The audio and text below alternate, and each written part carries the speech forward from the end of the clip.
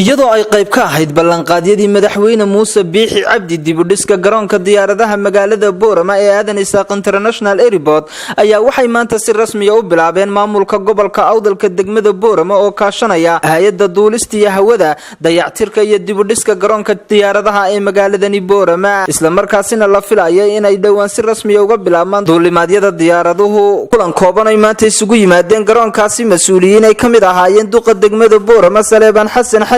gudoomiyaha gobolka Awdal Cabdiraxmaan Axmed Cali mas'uuliyiinta hay'adda duulista iyo hawada gobolka isuduwayaal wasiiro hore qurbajoog iyo marti sharaf kale ayaa waxay dhamaantoodba halkaas ugu baaqeen bulshada gobolkani Awdal qurbajoog iyo qolqoljoogba in laga wada qayb qaato dhismaha garoonkani isla markaasina uu qayb weyn ka qaadan doono horumarka degmadani Boorama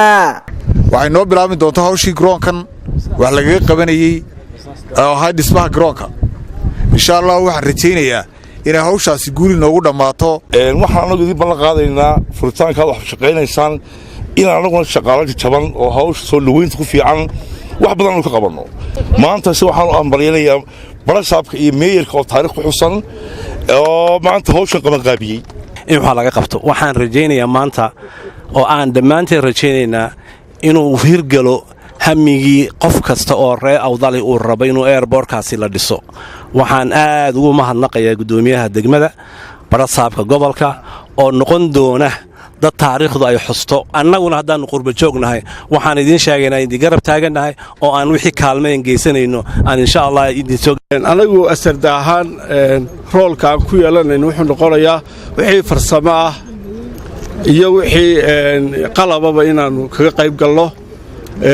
waxaan rajaynaynaa annagu intii aanu diiwaangelinay ee uu xad iyo dhul lahaa garoonkaasi ee la diiwaangeliyey in sideeda loo ilaaliyo wasaaraduna roolka ay ku leedahay ay ka gudato waxa kale oo wasaarad ahaan rajaynaynaa dhammaan injineerada wasaaradda hawlaha wixii hawl iyo shaqo looga baahdo inay la garab taagan yihiin shaqada ka bilaabmaysa maxaan ku raday garoonka reer Boorama labada xanuun ee ugu weyn ee maanta haya waxa weeye ee ay u baahan yihiin in laga daweeyaa wadada Djibouti iyo Boorama isku xidhaysa iyo airportka airportkii waanu bilownay maanta haddii aad oran jirteen dawladda hoose cashuurun bay gurtaa wuxuun bay cuntaa lacagtii baanu gelinahay hadda taas marxad ka ahaada qurbajooga mid baan faraynaa waxaan leenahay maanta dhaqaalaha gacantiina wixii ku jira kullee waa kuma wada jirtaa anaguna in baan haynaay wixii gacantiina ku jira inaad u hurtaan dalkiina laga doonaya tan maanta waxaan ugu dhiiranayaa